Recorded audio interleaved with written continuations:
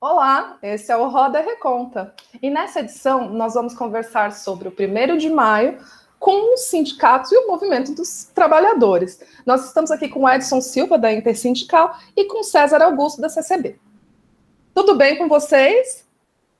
Olha, em primeiro lugar, eu gostaria muito de perguntar a vocês como vai ser esse 1º de maio, que é a data mais importante para os trabalhadores em nível mundial, e nós não podemos ir para a rua, não podemos nos manifestar. Como vocês estão organizando esse 1º de maio e o que vocês esperam dele? Vai lá, aí. Começa contigo aí, meu amigo. Então, posso começar aqui. Primeiro, saudar aí o Reconta aí, saudar a Renata, enfim, a nossa também que nos ajuda aqui, saudar o companheiro Neto. O 1º de maio, como quem segue aqui o Reconta sabe da importância do 1º de maio, que é o marco da luta da classe trabalhadora, né? Quis a história, tragicamente, que a gente chegasse nesse 1º de maio com muitos perigos, né? Estamos diante de um governo autoritário que não esconde suas pretensões autoritárias e fechar o regime político do país, e que, então, por isso é importante a defesa da democracia. E estamos diante também de uma realidade onde a agenda desse mesmo governo, a agenda econômica em particular desse mesmo governo, tem apoio de outros setores, os setores liberais, né? O desmonte do Estado, o desmonte dos direitos sociais, a desregulamentação do mercado de trabalho e, em muitos setores, também a entrega do patrimônio público, das empresas estatais fundamentais que nós temos, que esses setores liberais também defendem a entrega desses setores para o capital financeiro. Tanto o desafio da classe trabalhadora é imenso, né? E nós acreditamos que a unidade das centrais sindicais, a unidade da classe trabalhadora, dos diversos movimentos sociais, e daqueles que não abrem mão do compromisso de construir uma realidade justa, digna, mais igualitária e democrática, estão conosco nesse 1º de maio, enfim. Então, é um desafio bastante importante, nós estamos diante de uma pandemia, né, nós não podemos nem sair de casa, e é importante observar a quarentena geral, porque os países que não observaram, nós estamos vendo o grau de mortandade. Então, nós vamos, do parte da Intersindical, para esse 1º de maio, reafirmar a defesa dos direitos sociais, a defesa do papel social do Estado, a importância do nosso patrimônio público, a Caixa Econômica Federal, que está demonstrado agora, nesse momento, o Banco do Brasil, o BNDES, a Petrobras, o setor elétrico, enfim, é articulado essas riquezas e esse patrimônio a um projeto de desenvolvimento. Então, é uma luta difícil, né? A defesa da democracia, que é mais ampla que o movimento sindical, mas a defesa dos direitos, que a gente sabe que os aliados são menos amplos, né? E queremos construir uma unidade nos dois momentos, né? A defesa da democracia tem seus limites, mas também seus aliados, e a defesa dos direitos é o campo da classe trabalhadora. Antônio Neto, por favor. Primeiro, um prazer, obrigado pelo convite. Somos fãs aí do Reconta aí, e agradecer e ver que está aí também outros companheiros vendo o Índio aqui, é um prazer enorme. Nós temos feito muita coisa juntos. E, olha, não é fácil fazer unidade entre as centrais sindicais, mas o momento está exigindo. O Brasil vem atravessando uma dificuldade muito grande. Já vinha num projeto ultraliberal, conservador, mais do que isso, atrasado, né? Porque não é só ultraliberal, não tem uma política econômica. Você olha, as questões, inclusive, são muito mais complexas. Um problema econômico bastante grave, em função desta opção feita pelo governo, de desmonte, seja dos direitos trabalhistas, seja das nossas riquezas, das nossas estatais, e, acima de tudo, favorecendo ainda mais o rentismo. E, por último, nós fomos surpreendidos agora com a pandemia. Você vê que momento. Mas diz o seguinte, né? É na crise que emergem as grandes soluções, emergem as lideranças. E agora é o momento de nós mostrar. Primeiro, um pequeno vírus que, infelizmente, infelicita a classe operária de uma maneira tão grande, sempre os mais pobres é que vão acontecer. É só ver nos Estados Unidos que 70% das mortes são negros, né? E aí vai ver também lá a segregação racial ao longo dos anos, desde o tempo do escravagismo, e aí você vê que repercute, e aqui vai acontecer a mesma coisa na periferia, é só olhar o que está acontecendo em Manaus, ver o que aconteceu no Equador, essas coisas todas que nós vamos ter muita infelicidade de ver, não queremos que ocorra, estamos brigando, enfrentando, mas sabemos que temos aqui pela frente. Então, com tudo isso, a unidade é muito importante, não é só a unidade dos dirigentes sindicais, das centrais sindicais, nós temos que abrir a cabeça, e esse é o grande momento de nós olharmos e abrir para conversar com Deus e o mundo. Só não conversamos com quem não quer conversar conosco.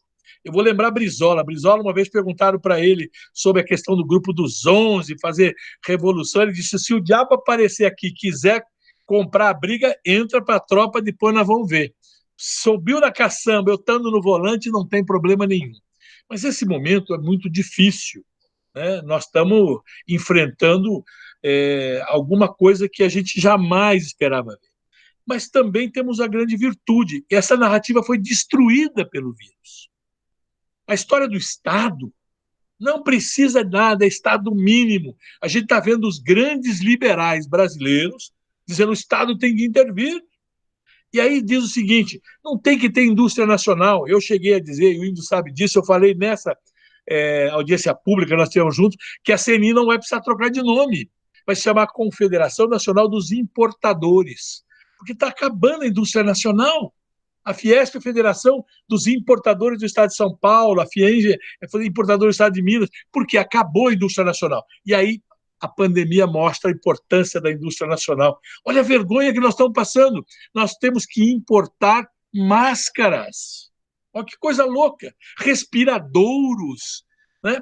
Então, as centrais têm até uma grande proposta, e o Índio participa disso, da reconversão industrial, mostrando, olha, é como está na guerra. Na guerra nós olhamos o que precisa, que insumo precisa para fortalecer as nossas tropas. Ah, precisa de uniforme? Então tem que fazer uniforme. Precisa de bota? Precisa fazer bota. Precisa de tanque? Faz tanque. Precisa de arma? Faz arma. Precisa de munição? Faz munição. Então caiu por terra. A primeira, a questão da desindustrialização. A segunda, a questão do funcionalismo público. Olha o SUS. Nós estamos batendo porrada grande desde Temer, dizendo, olha, essa emenda 95, mais dia, menos dia, vai mostrar a infelicitação do povo brasileiro. Está agora aqui o SUS, totalmente precarizado, e quem é que vai dar sustentação para atender a classe operária, o povo mais sofrido? É o Serviço Público de Saúde. Então, até nesse momento, nós podemos aproveitar, e eu não quero me estender muito, porque senão eu fico falando aqui todo o tempo, dizer o seguinte, mudamos a narrativa, a importância do papel do Estado, a importância da indústria, e ganhamos mais um presente, a Embraer, né, Índio? Voltou para nós, né? E também a importância do funcionalismo público, o Sistema Único de Saúde. Eu acho que esta é a grande virtude desse momento tão difícil que nós precisamos aproveitar. E aproveitar um espaço como esse para nós é profundamente importante para dizer ao povo brasileiro, aos trabalhadores, à classe operária, a importância do Estado. Quem é que vai garantir os R$600?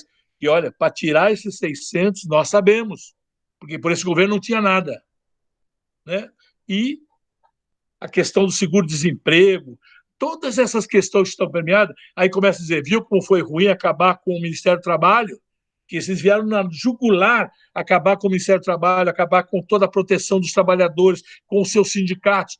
Essa é a ideia desse governo ultraliberal, que agora os trabalhadores, as trabalhadoras começam a ver que pode mudar muito com o fortalecimento dessas instituições. Comecei por aqui, para a gente poder conversar bastante aí. Antônio, você falou um pouco sobre a indústria nacional, né? E nós estamos realmente num momento de reforçar a necessidade de repensar a nossa indústria e recolocá-la no patamar de importância que ela já teve um dia na nossa economia, né? Então, eu queria saber de vocês como que o movimento sindical ele pode contribuir com essa missão.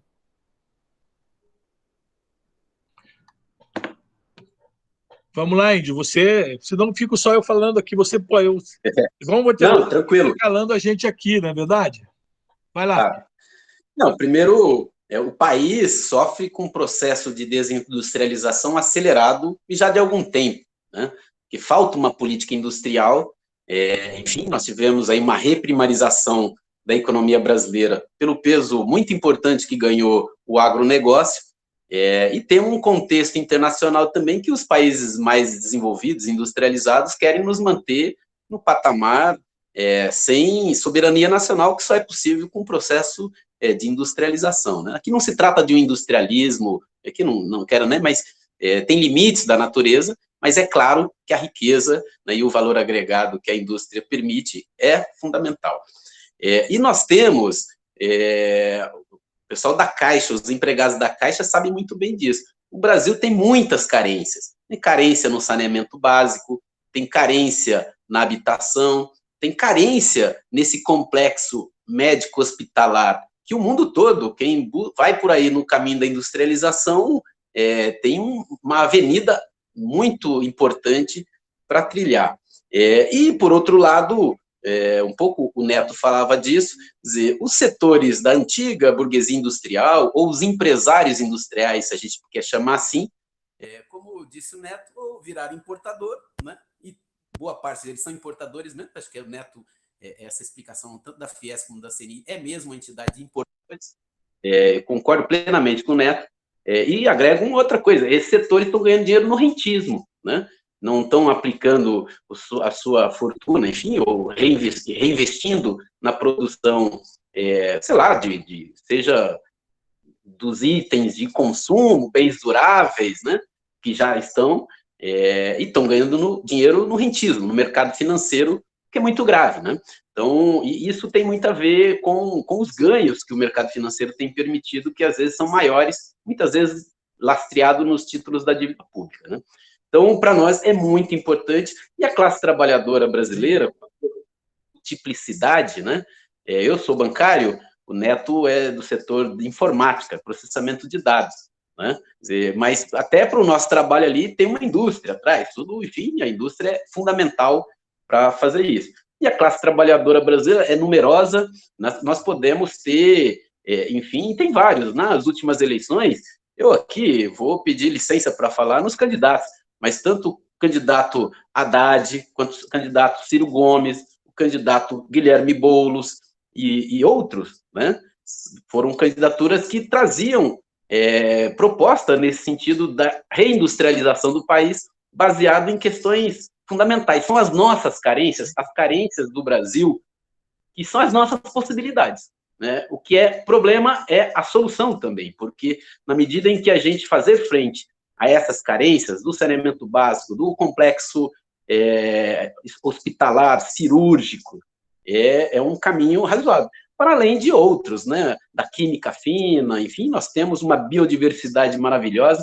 Agora, é preciso investimento em ciência, pesquisa e desenvolvimento. É preciso investimento na universidade pública. É preciso investimento, enfim, na educação pública. É preciso investimento também na formação da classe trabalhadora. Agora, nós sabemos muito bem, e eu concluo para passar para o Neto também, que existe um falso dilema colocado no Brasil pelos liberais, que dizem que para gerar emprego precisa retirar direitos. E quando, na verdade, o que gera emprego é investimento público, é aumentar o poder de consumo das famílias, né, enfim, colocar sangue na veia da economia, porque, do outro lado, você vai ficar com uma fortuna no rentismo, na especulação financeira, enquanto falta recursos aqui para investir, enfim, nas nossas carências e acelerar o processo de desenvolvimento do país. O Brasil já foi uma das economias mais industrializadas do mundo, né? Nós já tivemos patamares de industrialização e o peso do PIB na renda nacional, na conformação do PIB. O PIB industrial tinha muito mais força, hoje está ali em torno de 10%, 11%, eu estou aqui, não vou chutar o número, mas é muito baixo, né? Patamar, eu conversava esses dias com o professor Luiz Gonzaga Beluso, que é um especialista nisso, sempre reforça esse tema, nós estamos no patamar da década de 40, né, na participação da indústria na formação da riqueza nacional. E, por fim, Neto, sem nenhuma polêmica, o 1º de maio ainda que eu não falei, nós vamos para o 1º de maio, unitário das centrais, com as centrais a gente não tem menor dificuldade, da parte da intersindical a gente tem uma certa dificuldade, tem uma dificuldade, enfim, com algumas figuras do Fernando Henrique, do Rodrigo Maia, mas mesmo assim nós vamos participar, porque a gente acha que o 1º de maio é da classe trabalhadora, lá vão estar o movimento sindical, as mulheres e homens trabalhadores desse país, e vamos seguir no debate, né? Porque o importante é a unidade entre os explorados, entre trabalhadoras e trabalhadores. Por isso que eu brinco, cabrabão, né? Fala a verdade, é um grande amigo. Eu começo pelo 1º de maio. Sabe por que a gente acha que não tem problema qualquer figura? Porque eu estou naquele momento de que o que eu posso separar da extrema-direita. Nós temos que agora isolar essa extrema-direita, para valer. E, se for possível, derrubá-la. Porque do jeito que está indo, mais 2 anos, 2 anos e meio, com esse governo fazendo o que está fazendo, vai ser um desastre, vai ser muito difícil reconstruir o Brasil. Então, quem subir no meu caminhão, aquela história que dizia Brizola, sobe na minha boleia aí, que eu no volante não tenho problema. Nós vamos dizer o 1º de maio, primeiro, das questões trabalhadoras, e vamos questão da democracia. E a questão da democracia passa também para você ampliar o leque. Não somos só nós que vamos conseguir mudar isso. Então, nós vamos precisar da presidência da Câmara Federal, vamos precisar da Câmara, do presidente do Senado, do Supremo Tribunal Federal, e que pese todos os erros que nós estamos vendo, que estão cometendo contra a classe trabalhadora, como nós vimos agora na 936, rasgando a Constituição, destruindo cláusula pétrea ou não respeitando cláusula pétrea. Nós não vamos deixar de dizer isso, não. Agora, nós fizemos direta já, Índio. Você talvez seja muito jovem, mas a gente olhava aquele palanque, ele era amplo demais. Porque é o seguinte, lá nós tínhamos um inimigo único que era a ditadura. Agora nós temos um inimigo único que é esse fascismo. E todo esse conjunto de atrasados que estão aí e que são armados, que são milícias. Vamos pensar aqui, você falou do Boulos, ele outro dia falou bem isso. Como é que foi a tomada de poder aqui na Bolívia? Não foi através nem do Exército, nem da Polícia Militar, foi através das milícias que invadiram a residência do Evo, da irmã do Evo, que arrastaram pela cidade a prefeita, que era do partido do Evo, e tomaram. E o que fez o Exército e a polícia? Se aquartelou e garantiu isso. Quase fizeram isso agora também na Venezuela. Todas essas coisas nós não podemos permitir aqui. E esse braço do Bolsonaro, toda essa... é uma milícia que nós vamos tomar um cuidado para não repetir o que ocorreu na Bolívia. Então, por isso que nós vamos fazer o seguinte, alguns anos atrás, Brizola, eu sempre vou lembrar do Brizola, né? Vamos fazer a eleição, vamos engolir o sapo barbudo? Vamos engolir o sapo barbudo, porque é mais importante para o futuro da nação. Então, no 1º de maio, a gente está tentando construir uma unidade contra o fascismo, contra essa extrema-direita. Nós sabemos que eles são nossos amigos, né? É só ver, estávamos discutindo com a CNI, todo um projeto, e na hora de defender lá na 936, ele vai lá e diz, não, o Bolsonaro está certo. A hora de defender a 905, ele vai lá no Senado e diz, tem que ser na íntegra. Nós não podemos ter ilusão com ele, mas se botar ele no nosso palanque para ele dizer contra esse fascismo em defesa da democracia, já avançamos um pouquinho. Então, isso é sobre o 1º de maio e a visão que nós temos do 1º de maio. Agora, vamos voltar para a indústria, que a Renata perguntou. Eu sou trabalhista, Renata, né? Sou getulista aqui, histórico. Né? São Paulo tem um problema sério com Getúlio, que as pessoas, inclusive da própria esquerda, torcem o nariz para Getúlio. Eu sou getulista histórico. O prédio do meu sindicato tem o nome de Getúlio Vargas. Né? Você entra, tem um busto de Getúlio Vargas, porque São Paulo, a capital, não estou dizendo o estado, não, a capital, você tem algumas contradições ímpares. O feriado de 9 de julho celebra a derrota. Perfeito? A Avenida 9 de Julho é uma das principais artérias de São Paulo e lá está a Fundação Getúlio Vargas. A outra principal artéria é a 23 de maio. Vocês devem saber. Foi a celebração à morte daqueles companheiros, estudantes, na luta contra a Constituinte lá, né? Não é isso? Olha onde nós estamos. Não tem uma praça na cidade de São Paulo, uma rua na cidade de São Paulo que se chame Getúlio Vargas, na capital. Olha que uma coisa. E aí o ex-governador Covas faz um feriado estadual para celebrar a derrota. Você já viu isso em algum lugar do mundo? Eu não vi. Eu não vi. Então, como trabalhista, e se você for buscar lá a Revolução de 30, o que transformou o país em nação, rompendo com todo toda a questão agrária, agrícola, que o país era um país agrícola, totalmente escravocrata e totalmente dependente das importações, você vem na introdução da indústria nacional, da introdução de uma classe operária organizada de forma diferente. Tudo isso eu trago para agora. E agora nós temos um projeto nacional de desenvolvimento. Então, sem isso, você não vai recuperar a economia. Você tem coisas emergenciais. Você tem mais de 7 mil obras no Brasil paradas. Paradas. Tem coisa pior do que obra parada para o trabalhador? Você vê a transposição do São Francisco. Falta 3%, 4% para terminar aquilo. Então, o Estado, indutor do desenvolvimento, olha o papel do Estado que esses caras estão renegando a todo tempo.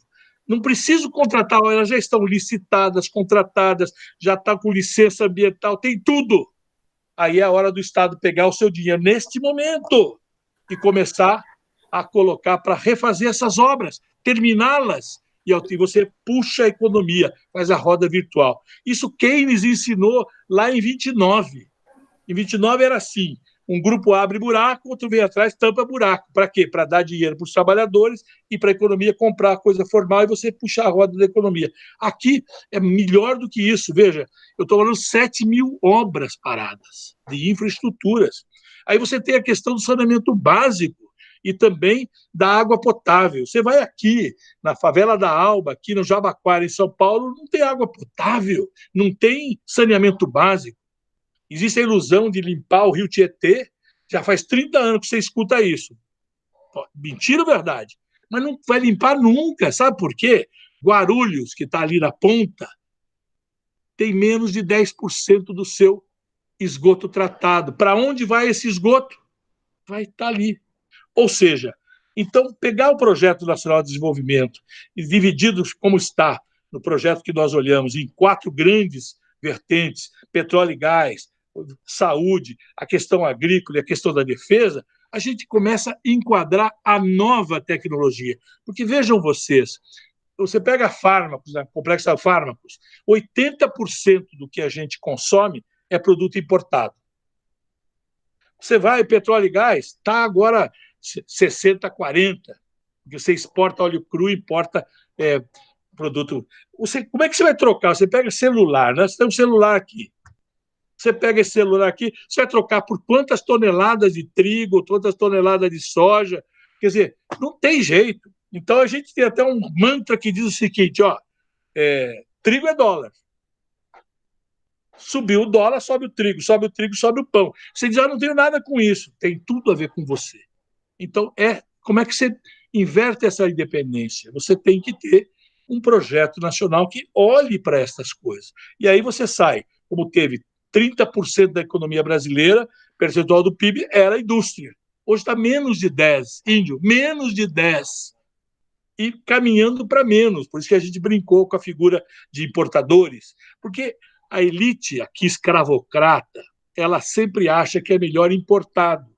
Vamos importar, tanto que agora tem que importar máscaras, né?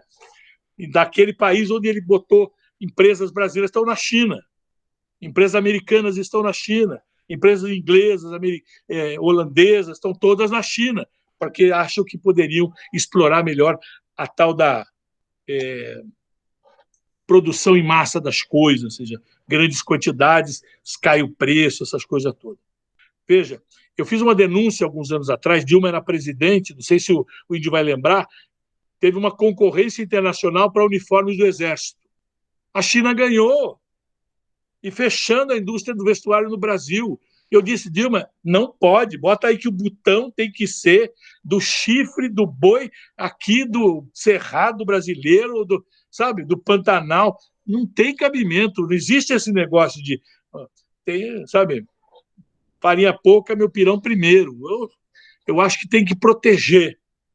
Então, quando o nego faz a proteção na indústria da automobilística, que é 75%, é do peso, não tem nada a ver. Tudo embarcado é importado. Essa é a grande visão de você ter um projeto nacional de desenvolvimento. Então, é por esse caminho, Renata, que nós vamos fazer as coisas. Então, eu, pegando aqui essa onda da retomada da indústria, né, do Parque Nacional, vocês mencionaram aí no meio da nossa conversa o SUS. Agora, o Índio, dá para dizer assim, que nesse período, no pós-pandemia, a gente consegue, assim, uma retomada do parque industrial, uma retomada da economia com o SUS? Porque, veja, hoje a gente, falta equipamento, precisou importar, é possível que essa indústria tecnológica consiga retomar a economia por meio do SUS, esse caminho, pelos investimentos? Acho que essa é uma das disputas muito importantes que nós temos que fazer nesse momento. Como o Neto citou, tem aí um debate, nós estamos discutindo nas centrais sindicais, mas já tem projetos de lei no Congresso Nacional e nos estados também, que prevê, né, estabelece o processo de reconversão industrial que o Neto fez referência, que é você adaptar o parque industrial que nós temos, ou os setores deles, para produzir aquilo que o SUS está precisando nesse momento para enfrentar a pandemia. Como foi dito, respiradores, enfim, toda a instrumental para UTI, os ventiladores, os equipamentos de proteção individual, que é um absurdo, né? Milhares e milhares de profissionais de saúde, mas não apenas da saúde, da segurança, da limpeza, do transporte, pessoas que estão se expondo, né? sem proteção alguma, muitas vezes. Então, tudo isso, você poderia já aproveitar essa crise e, inclusive, enfim, a atividade econômica não parar completamente por isso. Agora, eu creio que na pandemia também, você fez referência ao SUS, e o SUS acho que sai mais forte, né? Ele vinha sofrendo um processo aí de desfinanciamento. A emenda constitucional 95 é um golpe muito duro no SUS e em outras áreas que precisam do investimento público também, mas o SUS vinha sofrendo, mas mesmo assim, ter um sistema único de saúde nacional, público, com todo o problema que tem de mercantilização, de financiarização, ainda é muito importante e faz muita diferença, né? Eu ontem conversei, fizemos aqui uma transmissão ao vivo com um dirigente sindical, um dirigente popular da Califórnia, e ele nos dizia ali a situação dos Estados Unidos, todo mundo sabe, né? O país mais rico do mundo, mas o sistema de saúde é completamente privado. Então, a disputa nesse momento passa muito por aí, né? Qual é o projeto de país que nós vamos poder ter? E, claro, não é possível fazer isso sem o Estado, né? É o papel do Estado como coordenador, como, enfim, planejador, que estabeleça um projeto para o país. Nós aqui, todos nós, né, e acho que nós não podemos brincar em nenhuma forma com isso, com o problema da ditadura. Nós temos muita clareza do que pode ser e do que foi a ditadura militar, civil-militar, sepultada, enfim, com a luta da classe trabalhadora, inclusive com o ressurgimento do sindicalismo e de todas as lutas democráticas. Foi também vários setores aliados para isso. Mas com todas as críticas que a gente tem à ditadura militar, seja pela repressão e também para rebaixar o valor da força de trabalho, era proibido greve, era proibido tudo, quer dizer, tinha que passar tudo para o capital, né, e os trabalhadores, classe trabalhadora, não poderia participar da produção da riqueza naquele momento, ou, né, produzia, mas não participava, não usufruía da riqueza. Mas com todas as críticas, é inegável que a ditadura ali, em particular com o segundo Plano Nacional de Desenvolvimento, projetava ali um país, né? Você tem, então, aqui não vamos entrar no mérito, longe de nós, né? Isso aqui, em nenhuma forma, é passar o pano no que foi a ditadura militar, ao contrário, né? Mas o papel do Estado é esse, né? De centralizador, de pensar o país, planejar o país, projetar o futuro. E isso é o Estado que faz. Mercado quer lucro, né? E o mercado, nós estamos vendo aí, o próprio Papa diz, se o mercado for quem vai definir as relações sociais de um país, nós estamos lascados, né? O resultado é muito claro no relatório da Oxfam, aí 6 bilionários controla a riqueza de todo mundo. Então, eu acho que esse é o melhor momento, claro, até parece curioso falar esse é o melhor momento, não, mas a pandemia, essa desgraceira toda que nós temos, mas sem dúvida nenhuma caiu por terra o discurso dos liberais. O Estado mínimo, que Estado mínimo? Precisa de Estado. Não tem dinheiro. O dinheiro aparece, né? O dinheiro aparece. Aliás, tem uma corrente aí na política econômica questionando todo esse austericídio, e um país que tem moeda soberana, né, ele pode emitir, inclusive sem endividamento, pode emprestar diretamente para as empresas sem juros, ou a juros zero, né, aquilo um pouco que foi feito no dia, alguém cava o buraco de manhã e à noite tapa buraco mesmo, é isso, né, o dinheiro precisa chegar na mão das famílias. Esse é um princípio que teve na reforma trabalhista, na reforma da Previdência, muito claro isso. Quer dizer, você retirar renda do trabalho, você tirar renda pública, renda do Estado, você elevar ao máximo a exploração dos recursos naturais, dos bens naturais, e transferir a renda pública, a renda do trabalho e a riqueza natural para o capital financeiro. Né? O mundo hoje, pelo menos até a pandemia, a economia mundial ela é controlada, né, ela é dominada pelo rentismo, pelo capital financeiro. Né, e acho que a disputa que nós temos que fazer é essa, reafirmar o papel do Estado, não o Estado repressor, esse a nossa juventude conhece muito bem, né, esse a gente está cansado de saber, agora tem um papel social, a Constituição é muito clara, a Constituição resolve vários desses problemas. Tem lá o capítulo, né, da Constituição, enfim, social, né, do Estado social, chamado na Constituição, e então nós temos todas as condições, sim, de se afirmar a centralidade do papel do Estado, da importância do SUS. Eu falava agora há pouco da Caixa, eu reconto aí, né, a relação que a gente tem com as entidades da Caixa, a FENAI, associações dos empregados. A Caixa, está claro agora, nesse momento, a importância dela. Milhões de pessoas ainda não receberam auxílio de R$600, como dizia o Neto, né? R$600, ele queria dar 200. A gente quer um salário mínimo. Então, do embate ali, conseguimos elevar para R$600, mas milhões e milhões de pessoas ainda não pagaram. E diz que a pessoa precisa ter um código.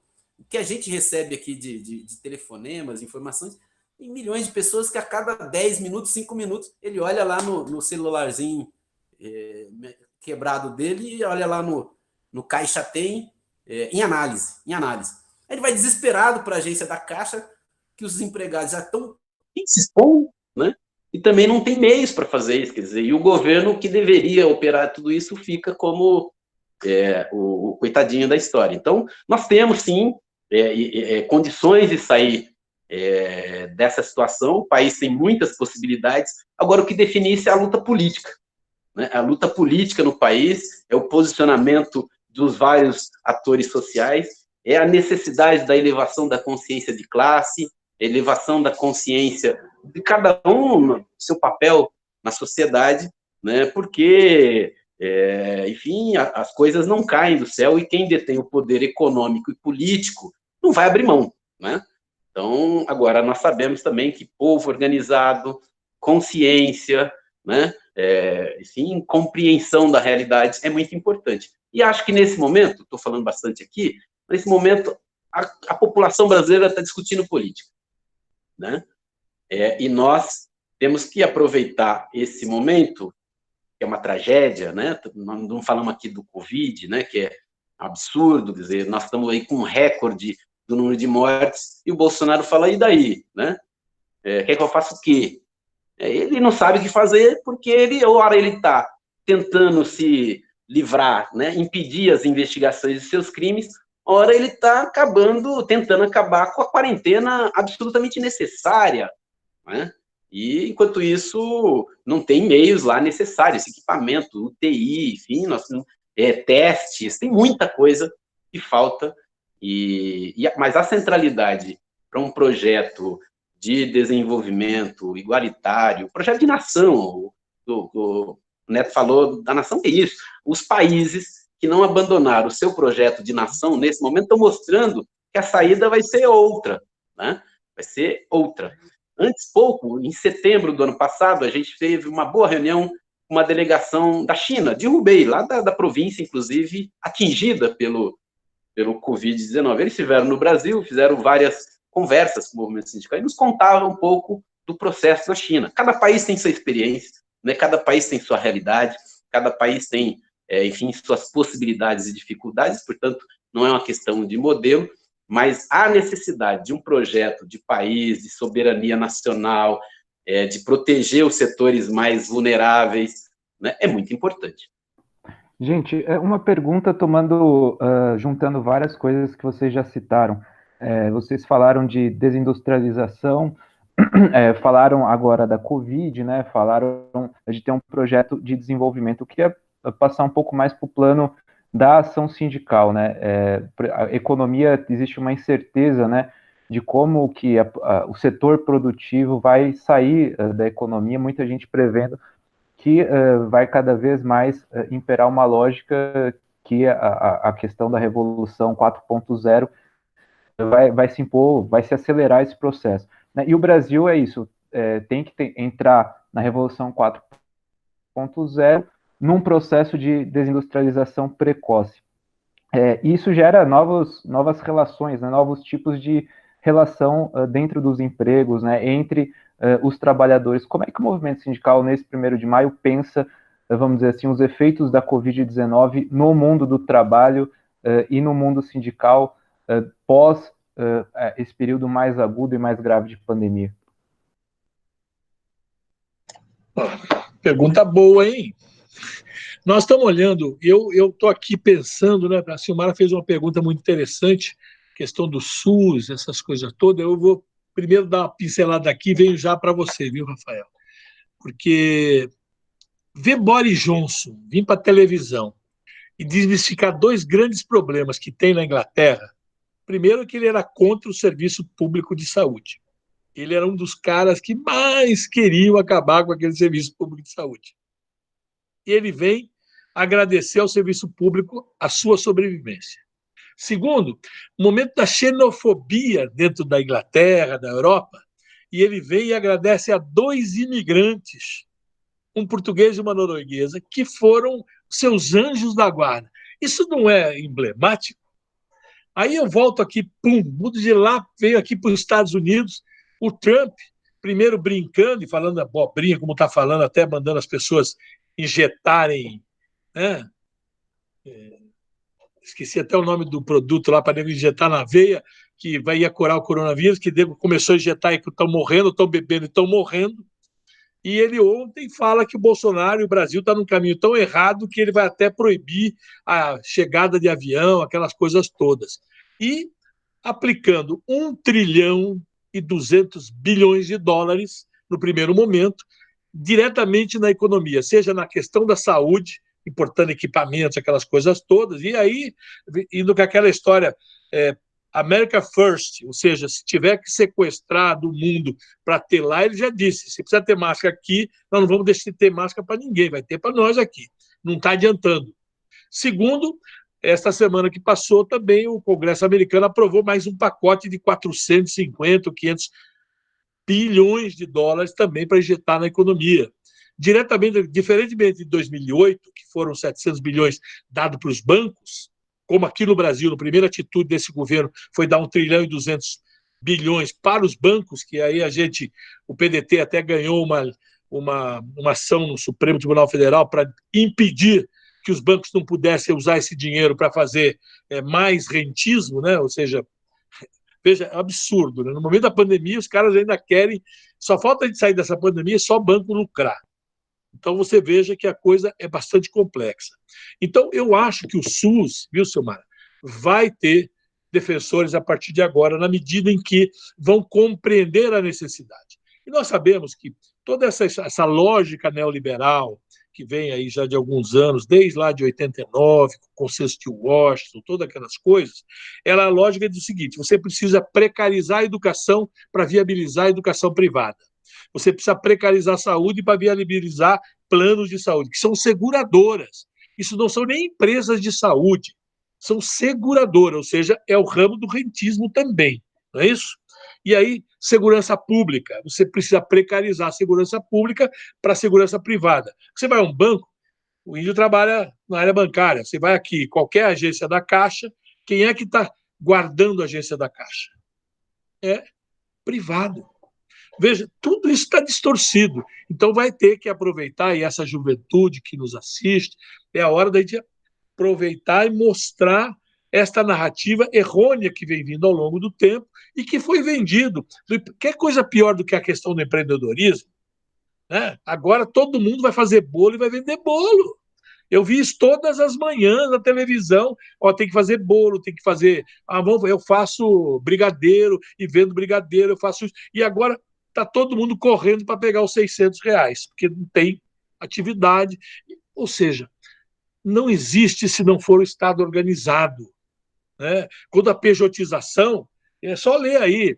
Os caras que estão empregados, que se desempregaram, estão tendo dificuldade para recolher o auxílio-desemprego, como é que estão os PJs? Pega os jornalistas que estão aí todos sendo demitidos, cortados salários, sem nenhum apoio, sem nada.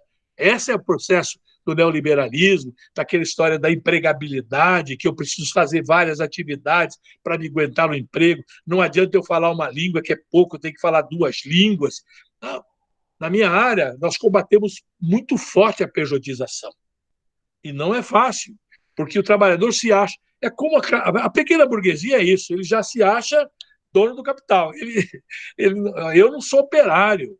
Às vezes você fala, vai fazer uma assembleia, bota um caminhão de esfron na frente de uma empresa de TI, ele fala, pô, eu não sou operário. O que você está pensando? Agora, quando a empresa quebra, e ele vem aqui e diz o seguinte, vou suspender o salário, vou demitir, não tenho como pagar, aí ele é operário, aí ele quer saber do dinheiro dele, da carteira profissional, essas coisas todas. Então, nós estamos num momento, e aí indo para o 4.0 que o Rafael falou, eu acho que o Brasil tem um delay muito grande, Rafael. A gente ainda tem muita coisa de indústria de base. Quando eu falei das 7.000 obras, você imagine, a maioria são de infraestrutura, construção civil, quer dizer, para puxar. E aí, quando você vai chegar lá na ponta da questão, você já pode pensar na próxima geração, para começar a adaptar, porque a nossa educação, a hoje, não permite isso. Então, dentro do Projeto Nacional de Desenvolvimento, você também tem que olhar como é que você vai fazer a nova educação. A questão de como você educa na primeira infância, como é que você faz o ensino médio, o ensino técnico, e aí você está encaminhando para você criar essas cabeças para a tal da Revolução 4.0. Porque senão, meu amigo, sabe o que vai acontecer aqui? Você vai ser quintal. Eles vão dizer que tipo de produto você tem que fazer. É soja, né? É cana-de-açúcar, essas coisas, petróleo cru, ou seja, só isso. Veja, a gente fazia avião, nós temos a Embraer. Olha o que a gente fazia, tecnologia, aonde a gente já chegou nessa indústria 4.0, né? Esse K390, veja, o avião da Boeing similar a esse perde de 1.000 a 0. Ele já sabe que era isso, por isso que ele veio para cima da Embraer. Os novos caças que a gente está desenvolvendo em conjunto com a Suécia. Agora, como é que fica a questão da educação? Como é que fica a questão da formação técnica, da formação tecnológica? Tudo isso vai ter que mexer e muito, porque não dá para pular mais, como aconteceu no Brasil nos últimos anos, mesmo durante a ditadura, quebrar etapa. Veja, o Brasil, quando introduziu aqui a indústria automobilística, todas as máquinas sucateadas dos países centrais vieram para o Brasil para construir aqui. Olha que coisa louca. Então, eu usava uma máquina para produzir 10 Fuscas por dia, que era a máquina que era usada, por exemplo, na Alemanha. A Alemanha, ao substituir as suas máquinas, passou a produzir o mesmo Fusca, 30 Fusca por dia. Então, eu já começava a perder no preço. Olha que maluco é isso. Então, nós demos um gap, pulamos. Nós não podemos mais fazer isso. Como é que você pega celular? Aqui a gente faz o put together, né? Nós juntamos peça. O que tem de brasileiro naquele produto lá? Você importa o chip, que é a inteligência, você importa. Então, não praticamos inteligência. Então, nós temos que exigir das indústrias de tecnologia que botem seus laboratórios, que transfiram tecnologia. Olha, de tudo que a gente viu de transferência de tecnologia, só o caça tem o exemplo mais claro de transferência de tecnologia de todos os outros produtos que a gente já viu. Nos demais, a gente aqui é put together, é juntar pecinha. Um pedaço é feito em tal parte do mundo, outra parte é feita em outra parte do mundo, a gente faz assim, junta, aí bota a plaquinha e passa para frente. É isso que eu acho, Rafael, que a indústria 4.0, ela ainda nós temos um gap para ela, em função da imensa necessidade de infraestrutura que nós temos. e, ao mesmo tempo, daria tempo de você preparar essa vinda da juventude, essa nova geração, para entender toda essa brincadeira. Ficou claro agora, no pagamento desses R$600, que aquilo que dizem que todo brasileiro tem celular, que todo brasileiro não sei o quê, não tem, não. Tem 40 milhões de invisíveis que não têm acesso de jeito nenhum a nenhum dos dados para poder receber R$600. É essa a realidade.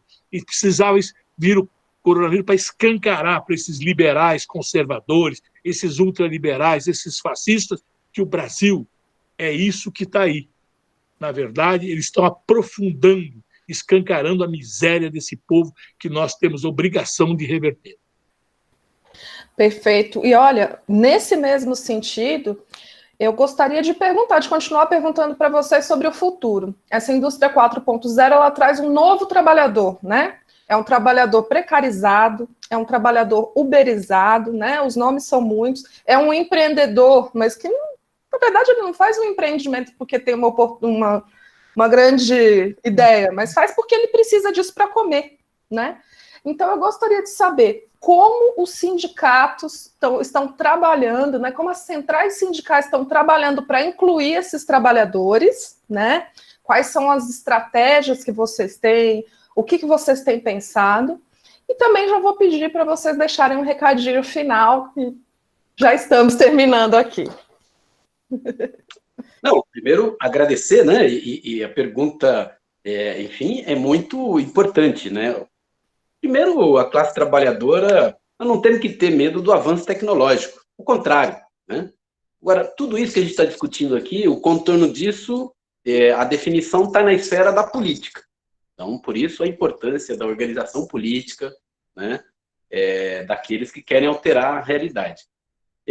Como você perguntou, Renato, assim, nós não demos, é um balanço que a gente faz, a Intersindical foi fundada já nessa clivagem, nós não conseguimos dar conta de reformatar, se a gente pode chamar assim, a organização sindical dos trabalhadores, já pelos impactos da reestruturação produtiva dos anos 90 e pelas reformas neoliberais, aí o conjunto de mudanças do arcabouço jurídico.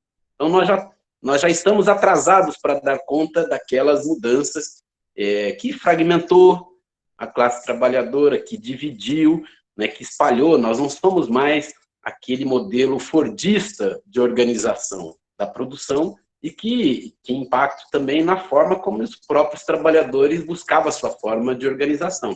Então, aquilo, nós precisamos dar conta ainda daquelas mudanças, e eu costumo dizer que a gente nem conseguiu cumprir aquela tarefa e já estamos com a indústria 4.0, quer dizer, mais uma grande transformação no mundo do trabalho e nas formas de produção.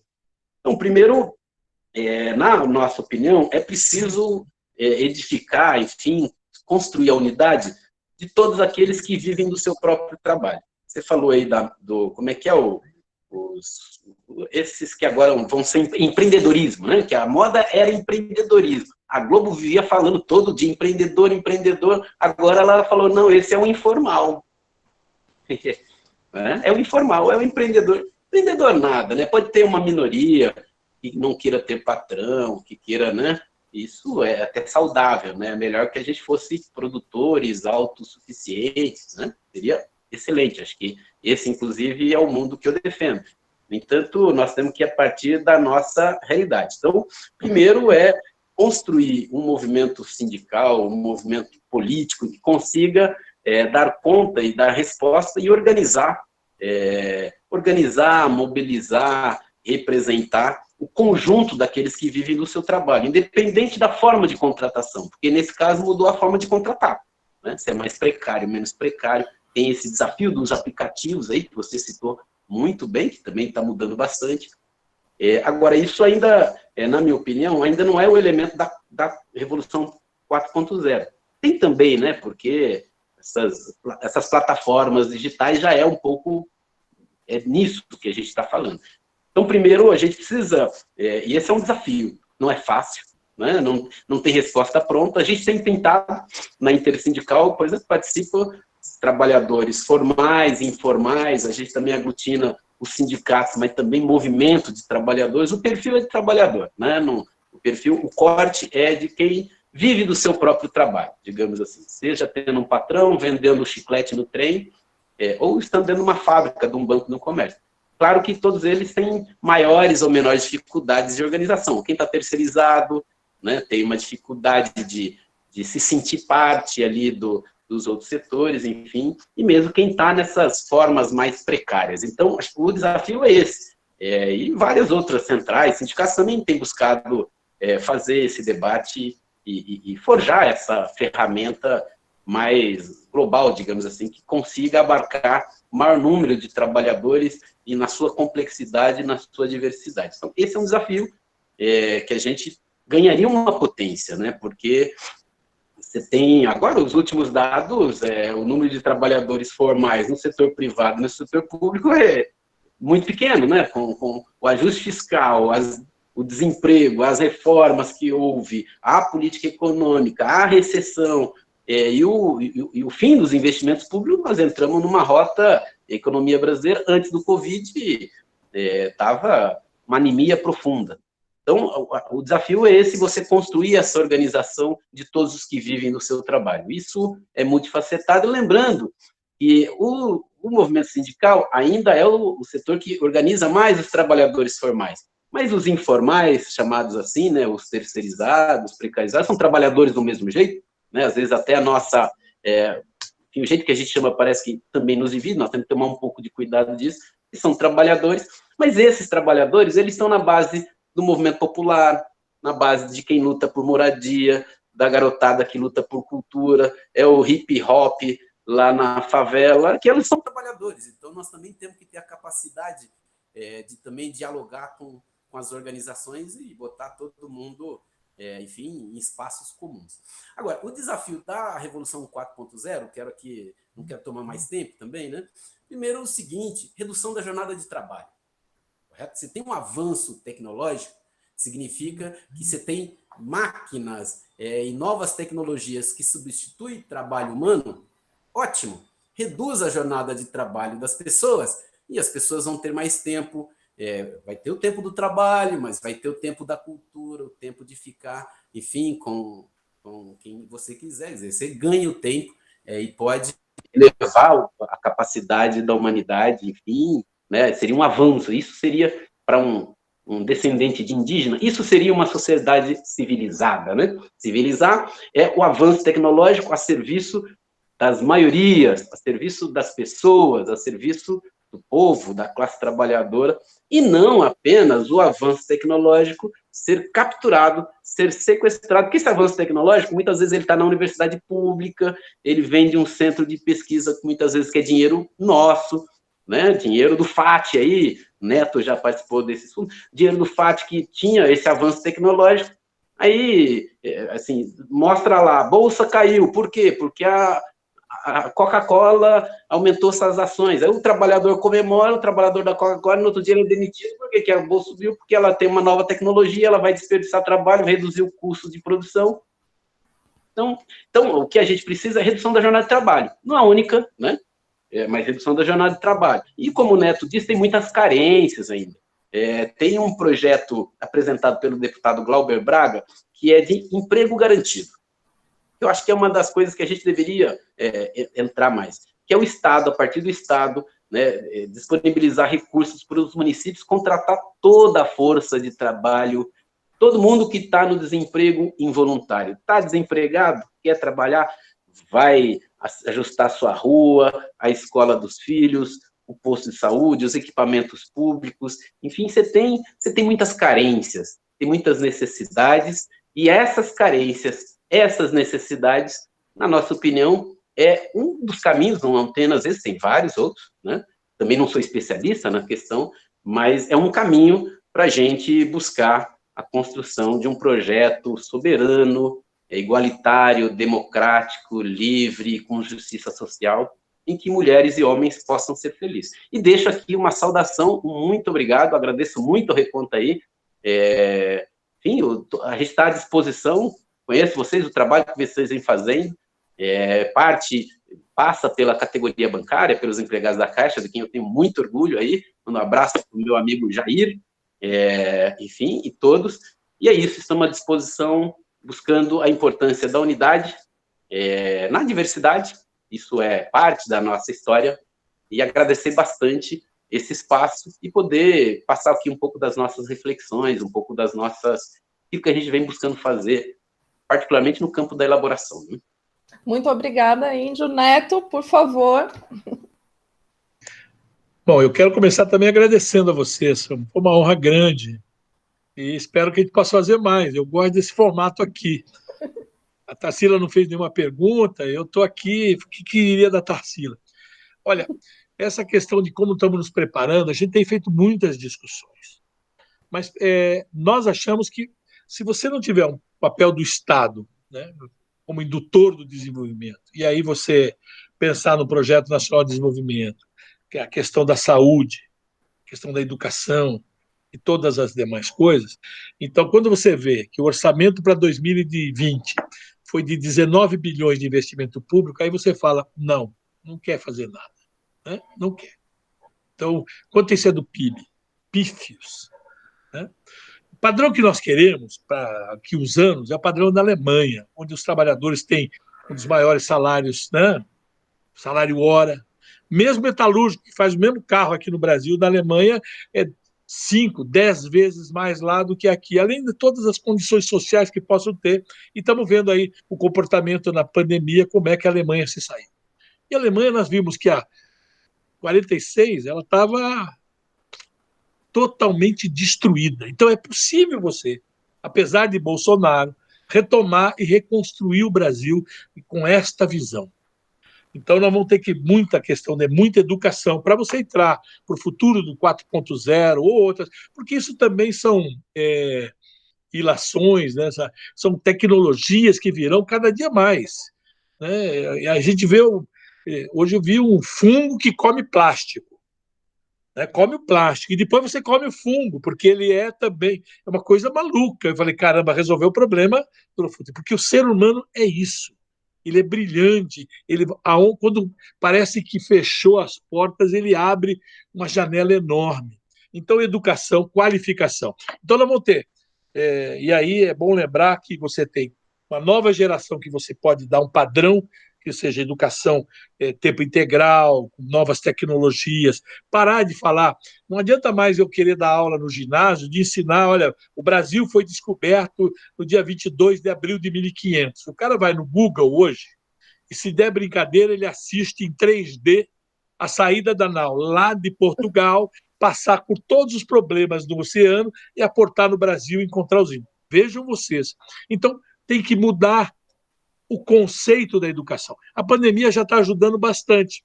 Veja o que nós estamos fazendo. Isso aqui, a gente jamais pensaria em fazer esse tipo de coisa. Eu estou fazendo assembleias virtuais com as empresas que estão tendo negociação coletiva conosco. Se você entrar no site do CIDPD, são inúmeras, já são mais de 50 empresas que nós já fizemos assembleias virtuais. E fica uma experiência interessante. E se eu fizesse presenciais, provavelmente eu não teria a quantidade de trabalhadores para participar da Assembleia e debater a questão dentro da coisa. As reuniões, nós fizemos uma reunião partidária com 120 pessoas presentes na reunião, 30 falando. As reuniões das centrais, nós estamos nos reunindo diuturnamente. Os presidentes centrais sentam, como nós estamos agora, para debater. Ontem nós estávamos das 9h30 à meia-noite debatendo com o Orlando Silva, que é o relator da MP 936, como é que ficam as modificações que interessam a classe operária, os trabalhadores, e que tipo de acordo pode ser feito no Congresso Nacional. Ou seja, tudo está nos levando a que você tenha ferramentas modernas para você mudar a qualificação, mudar a educação. Mas se não tiver o papel do Estado, é uma pena que esse ministro da Educação, né, fazer o quê? Mas é o projeto deles, não é? É como dizia Darcy Ribeiro, a questão da educação é um projeto desses caras de destruir a educação, porque interessa para essa elite burra, que nós tenhamos um exército de desempregados, um exército de analfabetos, para eles explorarem. É isso que eles precisam. E quando, na verdade, nós temos que pensar num país que atenda todas as suas mais longínquas pessoas, que possam ter saúde, educação, moradia. Você anda em São Paulo, nas favelas, na capital da América Latina, você vê o que nós vemos aqui, não precisa ir longe, no Morumbi, Paraisópolis. É possível você admitir isso? Em sã consciência não é possível. Então essa será a grande transformação. E o papel dos sindicatos? Durante os anos últimos, há um processo de criminalização dos políticos, dos partidos políticos. Está certo que muitos até ajudaram a esse tipo de coisa que você fica assustado com o que você vê. Contra os sindicatos, a parte da representação. Então, essa mudança vai ter que haver, porque sindicato é muito importante, né, na relação capital-trabalho. Agora nós estamos vendo a necessidade, porque se deixar a sanha dos empresários, vai acontecer o que vocês viram, que nos envergonharam, essa humilhação com os profissionais do comércio lá de Campina Grande, da Paraíba, botando os trabalhadores todos uniformizados, ajoelhados, humilhando, pedindo para reabrir o comércio. Vejam vocês, ou aquele velho da Ravan falando as bobagens que faz, o super Ravan, né, que ele vem fantasiado. Isso que ele diz, olha, eu sei o que, eu fecho minha empresa, mando embora 22 mil, não tem problema. Você sabia, ele teve um financiamento da sua dívida do Estado, Rafael, preste atenção, ele devia 100 e poucos milhões para o governo, para o Brasil, dos impostos que ele não pagou, do INSS que ele não pagou, os caras deram 115 anos para esse cara pagar. Então ele compra um jato financiado pelo BNDES e arrebenta com o Estado. Ou seja, são sanguessugas. E é isso que nós precisamos fazer com que a população, essa juventude, viu, Tarsila? Essa juventude toda, ela entender o que são, na verdade, aonde é que está efetivamente a mão invisível desse Estado neoliberal, ultraconservador, só está servindo ao rentismo, às elites, e deixando de lado, e afastando cada vez mais o povo sofrido, o povo trabalhador. Então, por isso, nessa luta de consciência, é muito importante a gente tentar mostrar a necessidade de um projeto nacional de desenvolvimento. Por que a indústria é importante? Por que a educação é importante? Porque o serviço público é importante. Porque as pessoas metem o pau no serviço público. Veja o que o Guedes falou essa semana. É um absurdo ver o funcionário público com a sua geladeira cheia, enquanto o povo trabalhador está com a geladeira, está sem emprego. Vocês viram isso? Esse cara não tem o mínimo de empatia com o povo brasileiro, não sabe como vive o povo brasileiro. Ele deve olhar a geladeira dele cheia e dizer, está todo mundo com a geladeira cheia. Como se o Barnabé do funcionário público fosse milionário, ganhasse benesses. Não, existe uma elite do funcionalismo público, que são judiciais, executivo e legislativo, que não tem nada a ver com o funcionalismo público no Brasil, que está morrendo dentro dos hospitais, enfrentando a coisa, ou lá em Brumadinho, ou Mariana, como estão os bombeiros, e toda, sabe, SAMU, essas coisas todas. É isso que ele precisa entender, que isso é SUS. Quando ele está tomando a vacina H1N1 agora, quem é que está aplicando a vacina nele, apesar de ele poder estar até com o coronavírus? Quem é que está lá? O funcionário público. Eu acho que é essa narrativa que nós temos que aproveitar para fazer a juventude e o povo mais sofrido entender do papel do Estado e quem é que vai, na hora H, ajudá-lo efetivamente. No mais, meu, é todo dia na pista, todo dia, disputando as ideias, porque se a gente não disputar as ideias, eles vencem, porque eles têm robôs, né? Você viu aí o Bolsonaro, né? Todos com Bolsonaro, 40 milhões, subindo o trend top da Twitter, e era robô fazendo. Nós não temos isso, não temos essa expertise. Nós somos do bem. Nós do bem não pensamos em fazer esse tipo de sacanagem. Eles pensam. Não só pensam como financiam, não só pensam como mentem, ou faz como ele fez. E daí? E daí, seu Jair? O senhor tem tudo a ver com isso. O senhor tem que fortalecer o SUS, tem que botar dinheiro para a classe operária desempregada, 200 mil pessoas na fila para receber o seguro-desemprego. Opa, é um delay. Nós estamos... o cara dele lá, o Bruno Bianco, fala assim, não, nós estamos com uma fila de espera de 200 mil pessoas. Está brincando comigo, né? 200 mil pessoas, 80% dos municípios do Brasil não tem isso de habitantes. Ou seja, esses caras não têm o mínimo de empatia com o povo brasileiro, não têm compromisso conosco, eles têm compromisso com aqueles que o financiam, com o rentismo. Ou seja, o dinheiro está lá, aplicado na Caixa Econômica, o dinheiro está nos bancos, e aí fica desse jeito. Ó, não importa quanto tempo esse cara vai demorar para receber. Tem 1,5 milhão de pessoas aguardando sair a aposentadoria, tudo para nós, para a classe operária, para o povo sofrido, é difícil. Veja o que está acontecendo com R$600, ou com seguro-desemprego, ou com a aposentadoria. Aí, minha gente, nós vamos ter que derrubar essa elite carcomida e botar gente que possa representar e transformar as políticas públicas em políticas públicas viáveis para todo o povo brasileiro. No mais, gente, é todo dia na rua disputando ideias, tá bom? Obrigado pela oportunidade. Foi uma honra para mim. Sou muito fã do trabalho de vocês.